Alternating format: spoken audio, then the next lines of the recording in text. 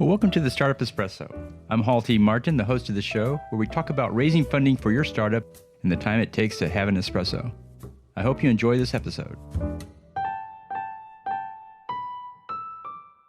Hello, this is Hall T. Martin with the Startup Funding Espresso, your daily shot of startup funding and investing. Equity is used for investment purposes to give the investor an ownership stake in the company. To calculate your ownership percentage, you take the number of shares you are purchasing and divide by the total number of outstanding shares. Another way to calculate your ownership is to use the pre-money plus investment equal post-money valuation equation. Each share is priced so you know how much you'll pay for that equity stake. Be forewarned that startups on the venture track will continue to raise funding and add more shares to the outstanding share pool, thus diluting your percent ownership. In most cases, the valuation will go up with each successive round of funding, so the total valuation of your equity stake will increase even though your percent ownership declines. It's not unusual for CEOs exiting their company to have less than 10% ownership of the company. Also, there are different types of equity. There are common shares and preferred shares. Preferred shares carry additional advantages over common shareholders. Thank you for joining us for the Startup Funding Espresso, where we help startups and investors connect for funding. Let's go start up something today.